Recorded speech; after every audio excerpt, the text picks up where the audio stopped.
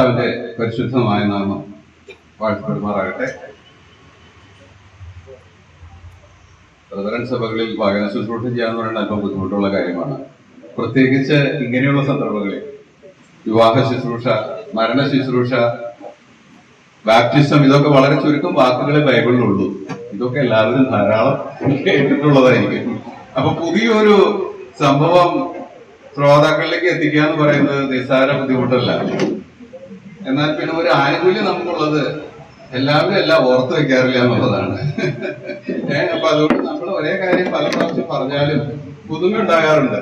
അപ്പൊ ആ ആനുകൂല്യത്തിന്റെ വെളിച്ചത്തിൽ ഞാനൊരു ചെറിയ ചിന്ത നിങ്ങളുമായിട്ട് പങ്കുവയ്ക്കുവാനായിട്ട് ആഗ്രഹിക്കുകയാണ്. പ്രത്യേകിച്ച് ഈ ദൂത് ബെൽഫ്രണ്ടുള്ളതാണ്.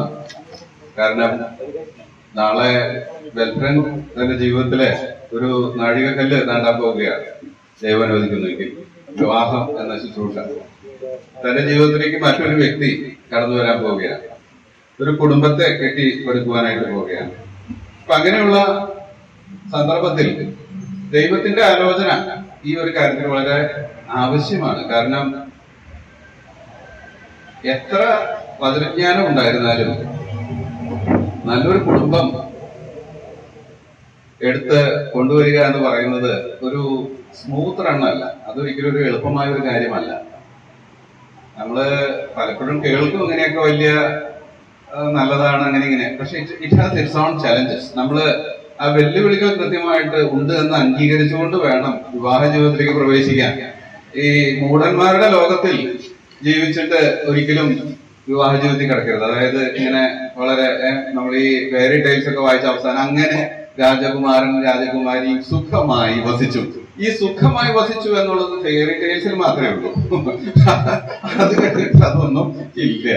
അതെന്താന്ന് ചോദിച്ചാൽ ജീവിതത്തിൽ ധാരാളം വെല്ലുവിളികൾ നേരിടേണ്ടി വരും. നമ്മൾ പ്രതീക്ഷിക്കാത്ത കോണുകളിൽ നിന്നാണ് ഈ വെല്ലുവിളികളൊക്കെ വരുന്നത്. അപ്പോ വിവാഹം എന്ന് പറയുന്നത് ഒരു സ്മൂത്ത് റണ്ണല്ല. അത് നമ്മൾ മനസ്സിലാക്കിക്കൊണ്ട് തന്നെ വേണം അതിലേക്ക് പ്രവേശിക്കാൻ. ബട്ട് എല്ലാ പ്രതികൂല സാഹചര്യങ്ങളെയും നമുക്ക് ഫേവറബിൾ ആക്കി തീർക്കാൻ കഴിയുന്ന ഒരു ദൈവം നമ്മളോട് കൂടെ ഉണ്ട്. അതാണ് നമ്മുടെ ബലം.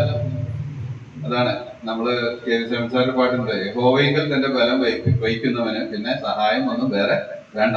നമ്മുടെ ബലം കർത്താവിലായിരിക്കണം. യഹോവയിലാണ് ബലമെങ്കിൽ കർത്താവ് നടത്തിക്കൊള്ളും. ആ ഒരു പോയിന്റ് ഓഫ് വ്യൂവിലാണ് വിവാഹത്തോട് നമ്മൾ അപ്രോച്ച് ചെയ്യേണ്ടത്. ഒരു വാക്യം ഞാൻ വാക്യങ്ങൾ വായിച്ചോളാം. കാരണം എന്താണെന്ന് വെച്ചാൽ സമയം ലാഭിക്കാൻ വേണ്ടി. ഉൽപ്പത്തി പുസ്തകം 2:15 ഒരു വാക്യമുണ്ട്. യഹോവയായ ദൈവം മനുഷ്യനെ കൂട്ടിക്കൊണ്ടുപോയി ഏദൻ തോട്ടത്തിൽ വേല ചെയ്യുവാനും അതിനെ കാക്കുവാനും അവിടെ ആക്കി. ആരും തെറ്റിദ്ധരിക്കരുത്, സുവിശേഷയോഗമൊന്നും അല്ലല്ലോ ഇതിനകത്ത് ഇങ്ങനെ ഒരു വാക്യം വായിച്ചത്. ദൈവം ഉണ്ടാക്കിയ മനുഷ്യനെ ദൈവം ഒരു ഉത്തരവാദിത്വം ഏൽപ്പിക്കുകയാണ്. ഒരു തോട്ടം, അവിടെ രണ്ട് കാര്യങ്ങളാണ് പറയുന്നത്. ഏദൻ തോട്ടത്തിൽ വേല ചെയ്യണം, രണ്ടാമത് തോട്ടത്തെ കാക്കണം. രണ്ട് ഉത്തരവാദിത്തങ്ങളാണ് കൊടുത്തത്. ആദ്യത്തെ മനുഷ്യന് കിട്ടിയ ഉത്തരവാദിത്വം എന്ന് പറയുന്നത് ജോലി എന്ന് പറഞ്ഞാൽ നമുക്ക് ഇങ്ങനെ പറയാം, ഒരു ഗാർഡനറുടെ ജോലിയാണ്. ഒരു തോട്ടത്തെ അവിടെ വേല ചെയ്യണം, തോട്ടത്തില് അതിനെ കാക്കുകയും വേണം. നമുക്ക് അറിയാം ഏദൻ തോട്ടം മനുഷ്യകുലത്തെ സംബന്ധിച്ചിടത്തോളം വളരെ ഡിസൈസീവ് ആയിരുന്ന ഒരു സ്ഥലമാണ്. അതെന്താന്ന് ചോദിച്ചാൽ ആ തോട്ടത്തിൽ കൊണ്ടാക്കിയ മനുഷ്യൻ ഈ ഉത്തരവാദിത്വത്തിൽ പൂർണ്ണമായി വിജയിച്ചില്ല. അത് നമുക്കറിയാവുന്ന ചരിത്രമാണ്. വേല ചെയ്തില്ലെന്ന് പറയാൻ പറ്റില്ല, പക്ഷെ തോട്ടം വേണ്ട പോലെ കാത്തില്ല. നമ്മളത് മനസ്സിലാക്കേണ്ടതാണ്. തോട്ടം കാത്തില്ല എന്ന് പറഞ്ഞാൽ അതിന്റെ ആശയം തോട്ടത്തിലുള്ളതിനെ കാത്തില്ല. ഒന്ന്, തന്റെ സ്വന്തം ഭാര്യയെ കാത്തില്ല. തോട്ടം കാക്കുക എന്ന് പറയുമ്പോൾ നമുക്കറിയാം ശത്രുക്കളിൽ നിന്ന് അതിനെ സംരക്ഷിക്കേണ്ട ആവശ്യവും ഉണ്ട്. അങ്ങനെയാണല്ലോ കാവൽ ചെയ്യേണ്ടി വരുന്ന എപ്പോഴാ? ശത്രുക്കളുള്ള അല്ലെങ്കിൽ നമുക്ക് അനിഷ്ടമായത് പലതും ഉള്ളപ്പോഴാണ് കാവൽ ചെയ്യണ്ടോ, അല്ലെങ്കിൽ തുറന്നിട്ടാൽ മതിയല്ലോ. കാവൽ ചെയ്യേണ്ടി വരുന്നത് ഒരു ശത്രു ഉള്ളപ്പോഴാണ്. ശത്രു ഉണ്ടെന്നുള്ളത് മനസ്സിലാക്കുക, അല്ലെങ്കിൽ തന്റെ എതിരാളിയെ ശരിക്കും തിരിച്ചറിയാതെ പോയത് കൊണ്ട് ശരിക്കും പറഞ്ഞാൽ ആദം ആ കാവൽ എന്ന വിഷയത്തിൽ തോറ്റുപോയി. തന്റെ ഭാര്യ അവന് വശംവദനായി, അവനെ അനുസരിച്ചു പിശാചിനെ. ഇതിനകത്ത് കടന്നു വന്ന ഈ എതിരാളിയെ തിരിച്ചറിയാൻ പോലും വാസ്തവത്തിൽ ആർക്ക് കഴിഞ്ഞില്ല? ആദമിന് കഴിഞ്ഞില്ല. നമ്മൾ ചിന്തിക്കേണ്ട ഒരു പോയിന്റാണ്. ഇനി ഒരു വാക്യം നമുക്ക് വായിക്കാം. ഞാൻ ഇതിനെ കണക്ട് ചെയ്യാൻ പോവാണ് വിവാഹവുമായിട്ട്. ഉത്തമ ഗീതം 4:12 മുതൽ 15 വരെയുള്ള ഭാഗമാണ്. അത് ഇങ്ങനെയാണ് നാം വായിക്കുന്നത്. എന്റെ സഹോദരി, എന്റെ കാന്ത, കെട്ടി അടച്ചിരിക്കുന്ന തോട്ടം, അടച്ചിരിക്കുന്ന നീരുറവ്, മുദ്രയിട്ടിരിക്കുന്ന കിണർ. ഈ വാക്യം നമ്മൾക്ക് വളരെ പരിചിതമായിട്ടുള്ള ഒരു വാക്യമാണ് ഉത്തമഗീതത്തില്. പക്ഷെ ഇവിടെ കാന്തയെ ഉപമിച്ചിരിക്കുന്നത് കെട്ടി അടച്ചിരിക്കുന്ന ഒരു തോട്ടത്തോടാണ്. ഒരു ബന്ധം നമുക്കിവിടെ കാണാൻ പറ്റും. ഇനി നിങ്ങൾ പിന്നീട് വായിച്ചാൽ മതി. പ്രോവർബ്സ് സദൃശവാക്യം 5:15 മുതൽ 16 വരെയുള്ള ഭാഗം വായിച്ചാലും ഇതേ ആശയം അവിടെ പറയുന്നുണ്ട്. നിന്റെ നീരുറവ് വേറെ ആരുടെ അടുത്ത് പോകേണ്ട ആവശ്യം ഇല്ല. നമുക്ക് വേണമെങ്കിൽ ആ ഭാഗം ഒന്ന് വായിക്കാം. അത് ഞാൻ നോട്ട് ചെയ്തിട്ടുണ്ട്. പക്ഷെ നമുക്ക് ആരെങ്കിലും ഒരാൾക്കൊന്ന് വേണമെങ്കിൽ ഒന്ന് വായിക്കാം. ശബ്ദയോഗത്തിൽ നിന്ന് വായിക്കാം. 15-16 പ്രോവർബ്സ് സദൃശവാക്യം. നിന്റെ സ്വന്തം ജലാശയത്തിൽ തണ്ണീരും സ്വന്തം കിണറ്റിൽ നിന്ന് ഒഴുകുന്ന വെള്ളവും കുടിക്കുക. നിന്റെ ഉറവുകൾ വെളിയിലേക്കും നിന്റെ നീരൊഴുക്കുകൾ വീതിയിലേക്കും ഒഴുകി പോകണമോ? ഇപ്പൊ നമ്മൾ അവിടെ വായിക്കുമ്പോൾ ഒരു കണക്ഷൻ ഉണ്ട്. എന്താണ്? നിന്റെ കിണറ്റിൽ നിന്ന് നീ കുടിക്കുക, നിന്റെ നീരോട് പുറത്തേക്ക് പോകേണ്ട ആവശ്യം ഇല്ല. നിങ്ങൾ ആ ഭാഗം മുഴുവൻ എടുത്ത് വായിച്ചാൽ 5-ാമത്തെ അധ്യായം മൊത്തം പറയുന്നത് വിവാഹത്തെ കുറിച്ചാണ്. അതിന് ശേഷമുള്ള ഭാഗങ്ങളൊക്കെ നിന്റെ ഭാര്യ നിനക്ക് മാൻപേട പോലെ ഇരിക്കട്ടെ, ഇതൊക്കെ അവിടെ പറഞ്ഞിട്ടുണ്ട്. അതിന്റെ അർത്ഥം ബെൽഫ്രന് നാളെ ഒരു തോട്ടം കിട്ടാൻ പോവുക, കെട്ടി അടച്ചിരിക്കുന്ന ഒരു തോട്ടം. അതാണ് അതിന്റെ പോയിന്റ്. പക്ഷേ അവിടെ 2 ഉത്തരവാദിത്തങ്ങളുണ്ട് തോട്ടത്തിൽ. ഒന്ന് വേല ചെയ്യണം, 2 അതിനെ കാവൽ ചെയ്യണം, കാക്കണം. വിവാഹ ബന്ധത്തെ സംരക്ഷിക്കേണ്ടതാണ്. അതിലൊരു വേലയും കൂടെ ചെയ്യേണ്ട ആവശ്യം. ഇത് 2 മറക്കരുത്. അതെന്താ അങ്ങനെ പറഞ്ഞേ? ബെൽഫം വിചാരിക്കുന്നുണ്ടാവും ഒരു പക്ഷെ നാളെ തൊട്ട് സുഖലോലുപനായിട്ട് എനിക്ക് ജീവിക്കാൻ പറ്റും, വെറുതെ കാലം കെട്ടിയിരുന്നാൽ മതി, പുള്ളിക്കാരി വേണമെങ്കിൽ ചായയൊക്കെ ഉണ്ടാക്കി കൊണ്ടുവരും, സുഖമായിരിക്കുമല്ലോ എന്റെ ജീവിതം. അതാ ഞാൻ പറഞ്ഞത്, അവർ സുഖമായി വസിച്ചു എന്ന് പറയുന്നത് വെറും ഫെയറി ടൈലാണ്. അങ്ങനെയല്ല അത്. You have a lot of job to do. നിനക്ക് വേല ചെയ്യാനായിട്ട് ഉണ്ട്, നിനക്ക് കാവൽ ചെയ്യാനായിട്ട് ഉണ്ട്. അതെങ്ങനെയാണെന്ന് ഞാൻ പറഞ്ഞുതരാം. തോട്ടത്തെ സൂക്ഷിക്കാതെ പോയ ആദമിനെ പറ്റിയ തെറ്റുകൾ നമ്മളൊന്ന് തിരിച്ചറിയണം. എന്താണ്? ഒരു എതിരാളി അവിടെ വന്നപ്പോ, അല്ലെങ്കിൽ പരിചയമില്ലാത്ത ഒരാൾ അവിടെ വന്നത് അല്ലെ? സാധാരണ അവിടുത്തെ സ്ഥിര സന്ദർശകനൊന്നും അല്ല. അവിടെ സ്ഥിരം സന്ദർശിക്കുന്ന ഒരാളുണ്ടായിരുന്നു. വെയിലാറുമ്പോ ദൈവം അവിടെ വരാറുണ്ട്, വേറെ ആരും അവിടെ വരാറില്ല. ഇങ്ങനെ ഒരാൾ ഒരു തോട്ടത്തിൽ വന്നാൽ എന്താ നമ്മൾ ആദ്യം ചെയ്യേണ്ടത്? അവരോട് ചോദിക്കണം, നീ ആരാ? അല്ലെ? അല്ല, അങ്ങനെയല്ലേ ചോദിക്കാം. നീ ആരാ? നീ എന്തിനാ ഇവിടെ വന്നേ? ന്യായമായിട്ടും അവൻ ചൂളിപ്പോകും. കാര്യം ഇവന്റെ ഉദ്ദേശം വേറെ ആയിരുന്നുവല്ലോ. ഞാൻ എന്റെ യജമാനനോട് പറയട്ടെ നിന്നെ കുറിച്ച് എന്ന് പറഞ്ഞാൽ 100% അവൻ വാലും മടക്കി ഓടും. കാരണം യജമാനനെ അവന് പേടിയാണ്. യജമാനൻ ആരാണ്? സൃഷ്ടാവായ ദൈവമാണ്. എന്നാൽ ആദം അത് തിരിച്ചറിഞ്ഞില്ല. അത് തിരിച്ചറിയാതിരുന്നത് കൊണ്ട് എന്ത് പറ്റി? തന്റെ ഭാര്യ അവന്റെ കെണിയിലേക്ക് വീഴുവാൻ ഇടയായി. അതേ കെണിയിൽ പിന്നെ ആരും വീണു? ആദമും വീണു. അങ്ങനെ എല്ലാവരും ഭാവികളായി. വളരെ സൂക്ഷിക്കണം. എന്താ സൂക്ഷിക്കണ്ടേ? കാവലിൽ തെറ്റ് പറ്റിയാൽ കുടുംബജീവിതം തകരാറില് ആയിപ്പോകും. ഞാൻ ഈ കെട്ടിയടച്ചിരിക്കുന്ന തോട്ടം എന്ന വാക്കിന്റെ അർത്ഥം, കെട്ടിയടച്ചിരിക്കുന്നത് എന്ന് പറഞ്ഞാൽ ആ ബന്ധത്തിലേക്ക്, ആ തോട്ടത്തിലേക്ക് നിന്റെ അനുമതി കൂടാതെ വേറെ ആരും കിടക്കരുത്. മനസ്സിലായല്ലോ? ആദമിനോട് ദൈവം പറഞ്ഞു, നീ തോട്ടത്തെ കാക്കണം, വേല ചെയ്യണം. വേല ചെയ്തിട്ടുണ്ടാകും, അവിടെ എഴുതിയിട്ടില്ല. പക്ഷെ കാക്കുന്ന കാര്യത്തില് തോറ്റുപോയി. അതുകൊണ്ട് എന്ത് സംഭവിച്ചു? അവസാനം ആ തോട്ടത്തിൽ നിന്ന് പുറത്തു പോകേണ്ട അവസ്ഥ വന്നു. അവൻ ആ അവകാശം നഷ്ടമായി. അവന്റെ ഭാര്യ അവന് നഷ്ടമായി. അവന്റെ ഭാര്യ അവന് നഷ്ടമായി എന്ന് പറയുമ്പോൾ ഹൗവ പിന്നെ അവനോട് കൂടെ ജീവിച്ചു. പക്ഷെ ദൈവം ഉണ്ടാക്കിയ ആ മനോഹര യുവതി, ദൈവത്തിന്റെ സ്വരൂപത്തിലുള്ള വ്യക്തിത്വമുള്ള ആ യുവതി അവന് എന്നേക്കുമായി നഷ്ടമായി. അവനും അവന്റെ വ്യക്തിത്വം നഷ്ടമായി. ഞാൻ വിചാരിക്കുന്നത് ഈ ലോകത്തിൽ എന്നും റിഗ്രറ്റ് ചെയ്തിരുന്ന ഒരു മനുഷ്യനുണ്ടെങ്കിൽ അത് ആദാമായി. കാരണം അവന്റെ കണ്ണിൽ കൂടെ അവൻ പിന്നെ പലതും കാണുകയാണ്. എന്താണ്? അവന്റെ ഭാര്യ അവനോട് കീഴടങ്ങുന്നില്ല, അനുസരണ കീഴടവുള്ളുണ്ട്. കാരണം അവളിലും പാപം വന്നു. ഇവന് അവളെ സ്നേഹിക്കാൻ കഴിയുന്നില്ല, ഇവനിലും പാപം വന്നു. കുറച്ചു കഴിഞ്ഞു, മക്കൾ ജനിച്ചു.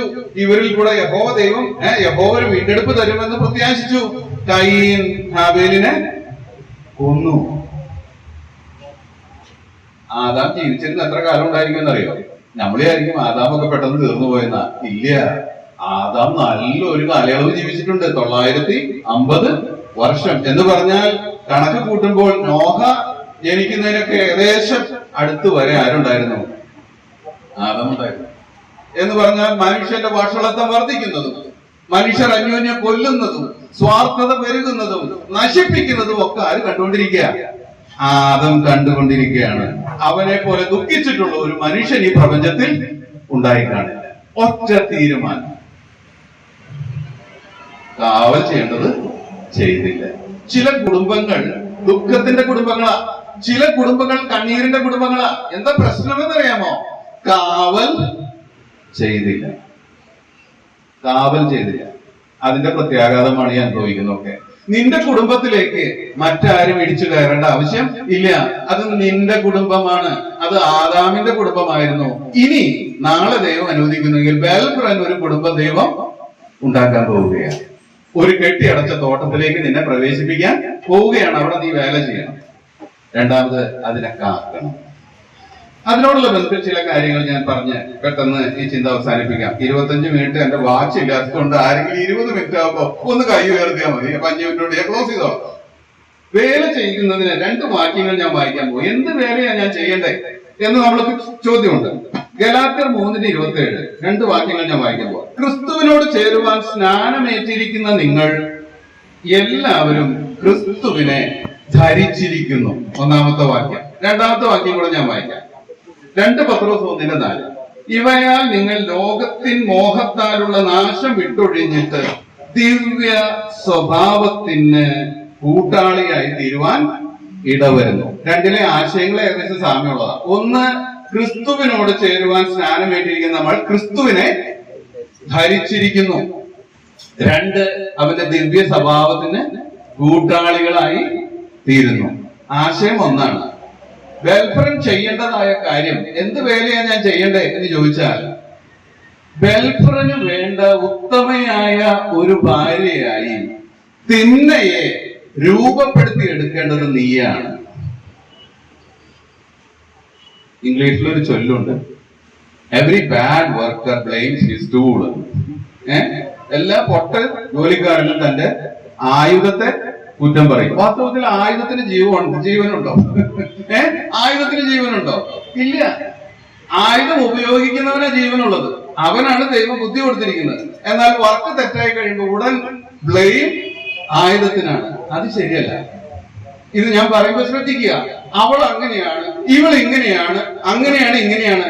You are blaming silently your self. പറഞ്ഞ മനസ്സിലായല്ലോ? നിന്നെ തന്നെയാ നീ കുറ്റം പറയുന്നേ.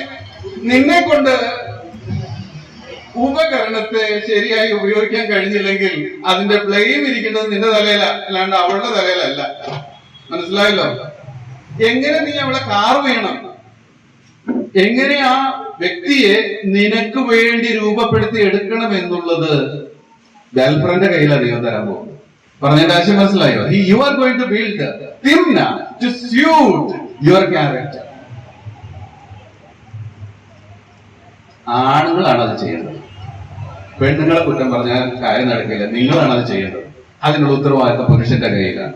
രക്ഷിക്കപ്പെട്ട ഒരു ദൈവ പൈതലാണ് തിന്ന എങ്കിൽ ദൈവാത്മാവുള്ളവളാണ്, ദൈവസ്നേഹമുള്ളവളാണ്. അവളെ നിനക്കനുരൂപമായി രൂപപ്പെടുത്തി എടുക്കുക എന്ന് പറയുന്നത് നിന്റെ ഉത്തരവാദിത്വത്തിൽ വരുന്ന കാര്യമാണ്. വേലയുണ്ട്. ഇങ്ങനെ പറയരുത്. അയ്യോ, ഞാൻ വിചാരിച്ചു ഇതൊക്കെ ഇത്രയൊന്നും ഉണ്ടാവില്ല. ഇല്ല, അതുണ്ട് മോനെ. ഒരു വേലയുണ്ട്. It is a long way to go. പറഞ്ഞു മനസ്സിലായോ? ഒരു ദീർഘദൂരം പോകേണ്ടി വരും. അതെന്താ? വ്യക്തി എനിക്ക് അനുരൂപമായി തീരുവാൻ, എന്റെ ഇഷ്ടാനിഷ്ടങ്ങളെ മനസ്സിലാക്കുവാൻ, എനിക്ക് എന്റെ ബലഹീനതകളിൽ എനിക്ക് സഹായം നൽകുവാൻ എന്നെ മനസ്സിലാക്കണം, അല്ലെ? വെൽഫ്രനെ മനസ്സിലാക്കാനായിട്ട് തിന്മയ്ക്ക് കഴിയണം. അപ്പോഴാണ് തിന്മയ്ക്ക് വെൽഫ്രന് ആവശ്യമായത് ചെയ്യുവാൻ കഴിയുക. ഹവ്വ എന്തിനു വേണ്ടി ഉണ്ടാക്കിയതാ ആദാമിനെ? അവനൊരു സഹായിയായിട്ടാണ്. സഹായം വേണമെങ്കിൽ എവിടെയാണ് ആദാമിന്റെ വീക്ക്നെസ് എന്നും സ്ട്രെങ്ത് എന്നും ആരറിയണം? ഹവ്വ അറിയണം. അതുപോലെ തിന്നെ അറിയണം വെൽഫ്രന്. എവിടെയാണ് നിന്റെ സ്ട്രെങ്ത്, എവിടെയാണ് നിന്റെ വീക്ക്നെസ്, അത് ഐഡന്റിഫൈ ചെയ്ത് അതിനനുസരിച്ച് തന്റെ ജീവിതത്തെ ക്രമീകരിക്കുവാൻ ഒരു സമയം തിന്മയ്ക്ക് ആവശ്യമാണ്. അവൾ അങ്ങനെ ചെയ്തില്ല, ഇവൾ ഇങ്ങനെ ചെയ്തില്ല. The first question, did you convey the same? നിന്റെ വീക്ക്നെസ് നീ പറഞ്ഞു കൊടുത്തോ? നിന്റെ ആഗ്രഹം നീ അവളെ അറിയിച്ചോ? എന്നിട്ടാണ് അവൾ അത് ചെയ്യാതിരുന്നത് എങ്കിൽ ഒരു പോയിന്റ് ഉണ്ട് അവിടെ സംസാരിക്കാൻ. അത് അവൾക്ക് അറിയില്ലെങ്കിലോ നീ വെറുതെ ഉള്ളതും ചെയ്യാം. പറഞ്ഞ ആശയം മനസ്സിലായില്ലേ? You have a work to do. ഒന്നാമത്തെ പോയിന്റ്. രണ്ടാമത്തെ പോയിന്റ്, കാവൽ വേണം. കുടുംബജീവിതം നമ്മൾ സൂക്ഷിക്കേണ്ടതാണ്. അതിലേക്ക് കടന്നു വരാൻ അനേകർ ഈ ലോകത്തിൽ ഉണ്ട്. പിശാചായിരിക്കുന്ന എതിരാളി ഇന്ന് കുടുംബം എന്ന സംവിധാനത്തെ തന്നെ തകർത്തുകൊണ്ടിരിക്കുന്ന കാലഘട്ടത്തിലാണ് നാം ജീവിക്കുന്നത്. വിവാഹമൊന്നുമില്ലെങ്കിൽ കുഴപ്പമൊന്നുമില്ല, നമുക്കൊരു കോൺട്രാക്ട് മാത്രം മതി, ഒരുമിച്ച് അങ്ങ് ജീവിക്കാം. ഇതൊക്കെ പിശാചിന്റെ പണിയാണ്. എന്താ കാരണം? ആരോഗ്യമുള്ള ദൈവമക്കളെ ഉണ്ടാക്കുവാൻ ദൈവമക്കളുടെ കുടുംബത്തിനെ കഴിയും. അവൻ അതിനെ തകർക്കാനായിട്ട് എല്ലാ രീതിയിലും ശ്രമിച്ചുകൊണ്ടിരിക്കും. ഒന്നാമത്തെ ശത്രു പിശാച്. ലോകം നമുക്ക് അനുകൂലമല്ല. ലോകത്തിനും എങ്ങനെയെങ്കിലും നമ്മളെ തോൽപ്പിക്കണമെന്നാണ് ആഗ്രഹം. പിശാചിന്റെ അജ്ഞാനിവർത്തികളായി ജീവിക്കുന്ന സകല മനുഷ്യരും കുടുംബങ്ങളെ എങ്ങനെ ഡീസ്റ്റെബിലൈസ് ചെയ്യാമെന്നുള്ളത് ചിന്തിച്ചുകൊണ്ട് നടക്കുന്നവരാണ്. ഞാൻ പലപ്പോഴും ഈ പല ആഭിചാരം, അതുപോലെ ഈ സൈറ്റൻസ് വർഷിപ്പേഴ്സ്, അവരുടെ കാര്യങ്ങളെ കുറിച്ച് അങ്ങനെയുള്ള സാക്ഷ്യങ്ങളൊക്കെ കേൾക്കുമ്പോൾ പ്രത്യേകം അവർ പറയുന്ന ഒരു കാര്യമുണ്ട്. അവർക്ക് കിട്ടുന്ന ഓർഡർ എന്ന് പറയുന്നത് വിശ്വാസികളെ അവരുടെ വിശ്വാസത്തിൽ നിന്ന് വ്യതിചലിപ്പിക്കുക എന്നുള്ളതാണ് ഒരു ലക്ഷ്യം. മറ്റൊരു ലക്ഷ്യം ക്രിസ്തീയ കുടുംബങ്ങളെ തകർക്കുക എന്നുള്ളതാണ്. അതിനുവേണ്ടി അവർ പ്രവർത്തിച്ചുകൊണ്ടിരിക്കുകയാണ്, കേവലം ആഗ്രഹിക്കുകയല്ല. They do work. ഇത് നമ്മൾ മനസ്സിലാക്കണം. മനുഷ്യർ പിശാചിന്റെ ആജ്ഞാനുവർത്തികളായി കുടുംബങ്ങളെ തകർക്കാൻ നടക്കുന്നുണ്ട്. നമ്മുടെ കുടുംബത്തിലേക്ക് ആവശ്യമില്ലാത്ത ഒരുത്തനും കടന്ന് വരരുത്. We have to guard our garden. കെട്ടിയടച്ചിരിക്കുന്ന തോട്ടത്തെ നമ്മൾ സൂക്ഷിക്കണം, അല്ലാതെ ബ്ലെയിം ചെയ്തിട്ട് കാര്യമില്ല. ഹവ്വ പാപം ചെയ്തു. ആദ്യം പാപം ചെയ്തത് ഹവ്വയാണ്. പക്ഷെ കുറ്റമാർഗ കൊടുത്തത് ആദാമിനെ കിട്ടിയത്. അതെന്താ കാരണം? ആദാമിന്റെയാണ് റെസ്പോൺസിബിലിറ്റി തോട്ടം സൂക്ഷിക്കാൻ. തോട്ടം സൂക്ഷിക്കുമ്പോ തോട്ടത്തിലുള്ളവരെയും സൂക്ഷിക്കേണ്ടത് ആവശ്യമാണ്. ഹവ്വയെ സൂക്ഷിക്കണമായിരുന്നു, അവൻ സൂക്ഷിച്ചില്ല. മനസ്സിലായല്ലോ? കെട്ടിയടച്ചിരിക്കുന്ന തോട്ടം നാം സൂക്ഷിക്കേണ്ടതാണ്. അകത്തു നിന്നുള്ള ശത്രുവുണ്ട്, പുറത്തു നിന്നുള്ള ശത്രുവുണ്ട്. അകത്തു നിന്നുള്ള ഒരു ശത്രുവിനെ ഞാൻ പരിചയപ്പെടുത്തി തരാം. ആ ശത്രുവിന്റെ പേര് ഇഗോ എന്നാണ്. ഞാൻ സർവജ്ഞാനിയാണ്, ഞാൻ കുറവുള്ളവനല്ല, എപ്പോഴും മറ്റുള്ളവർക്ക് ബ്ലെയിം. അതാണല്ലോ ഈഗോ. ഞാൻ എപ്പോഴും ശരിയാണ്, മറ്റുള്ളവരുടെ കുറ്റം മുഴുവനും. ഇതാണ് ഈഗോ. ഇതാണ് ക്രിസ്തീയ കുടുംബത്തിലെ ഏറ്റവും വലിയ ശത്രു. അത് നമ്മിൽ തന്നെ ഉണ്ട്. മിസ്റ്റേക്സ് വരുമ്പോ അത് അക്സെപ്റ്റ് ചെയ്യുന്നതിന് വിഷമം വിചാരിക്കേണ്ട ആവശ്യം ഇല്ല. കാരണം നമ്മളൊക്കെ പാപമുള്ള മനുഷ്യരാണ്. ഈഗോ ഉണ്ടാകരുത്. So you are protecting first yourself. Ego ഉണ്ടാകരുത്. അത് നമ്മുടെ ശത്രുവാണ്. രണ്ടാമത്തെ ശത്രു പുറത്തുനിന്നുള്ളതാണ്. അതാണ് ഞാൻ പറഞ്ഞത്, ലോകം, പിശാച്. 3 ശത്രുക്കളാണ് നമുക്കുള്ളത്: ജഡം, ലോകം, പിശാച്. ഇത് 3 വിവാഹ ജീവിതത്തിൽ ഉണ്ടായിരിക്കും. അതിനെ തോൽപ്പിക്കുന്നതാണ് നമ്മളുടെ വിജയം. അങ്ങനെ നാം ചെയ്താൽ ആദാമിനെ പറ്റിയ മറ്റൊരു തീരുമാനം തെറ്റുകൂടെ ഞാൻ പറഞ്ഞു തരാം. ഞാൻ പറഞ്ഞല്ലോ, എതിരാളി അവിടെ വന്നപ്പോൾ തന്റെ യജമാനനോട് താൻ ചോദിക്കേണ്ടതായിരുന്നു, ഇദ്ദേഹം ആരാ, ഞാൻ എന്താ ചെയ്യണ്ടേ? ഒരു തീരുമാനം എടുക്കുന്നതിന് മുമ്പ് ആരോട് ചോദിക്കണമായിരുന്നു? ഈ കനി തിന്നുന്നതിന് മുമ്പ് ആരോട് ചോദിക്കണം? കർത്താവിനോട്, പിതാവിനോട് ചോദിക്കണമായിരുന്നു, അല്ലെങ്കിൽ ദൈവത്തോട് ചോദിക്കണം. നിങ്ങളുടെ കുടുംബ ജീവിതത്തിൽ തീരുമാനങ്ങൾ എടുക്കുമ്പോൾ ആരോട് ചോദിക്കണം? കർത്താവിനോട് ചോദിക്കണം. അല്ലാതെ ഒരു തീരുമാനം എടുക്കാൻ നീ സമ്മതിക്കരുത്. നീ തീരുമാനം എടുക്കുമ്പോൾ നിങ്ങളുടെ തീരുമാനമായി മാറണം.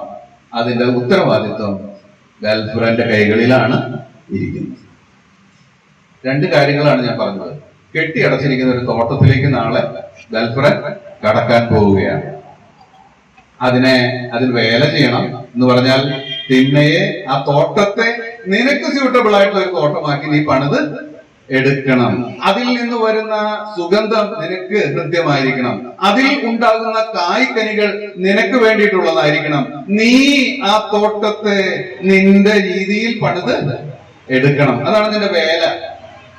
കാവൽ ചെയ്യണം. ജഡത്തിൽ നിന്ന്, സ്വയത്തിൽ നിന്ന്, പുറത്തു നിന്ന്, പിശാചിൽ നിന്ന്, ലോകത്തിൽ നിന്ന് തോട്ടത്തെ കാത്ത് സൂക്ഷിക്കണം.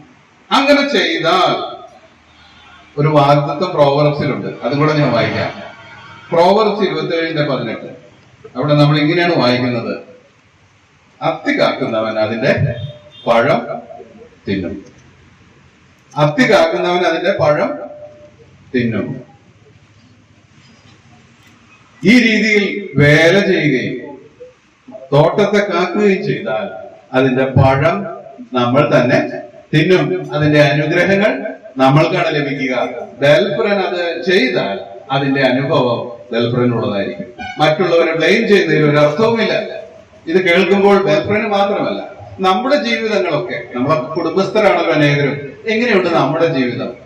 How far we are successful in protecting our garden? How far we are successful in building our garden? ഈ ചോദ്യം നമുക്ക് ഉള്ളതാണ്. എത്രമാത്രം ഞാൻ വിജയിച്ചിട്ടുണ്ട് ഈ പ്രക്രിയയിൽ? തോൽവി വന്നിട്ടുണ്ടെങ്കിൽ അത് പരിഹരിച്ച് വേലയിൽ മുന്നോട്ട് പോവുക, കാവൽ ചെയ്ത് മുന്നോട്ട് പോവുക, ആലോചനകൾ പിതാവിനോട് ചോദിച്ച് വാങ്ങുക, എന്നിട്ട് മുന്നോട്ട് പോവുക. ദൈവം ഈ വചനങ്ങളാൽ നമ്മെ അനുഗ്രഹിക്കട്ടെ. ഗേൾഫ്രണ്ട്, ദൈവം നിന്നെയും അനുഗ്രഹിക്കട്ടെ. ഈ വചനങ്ങൾ നിങ്ങളുടെ മാർഗദർശികളായിട്ടിരിക്കട്ടെ. ദൈവം നാമം വാഴ്ത്തപ്പെടുമാറാകട്ടെ. ആമേൻ.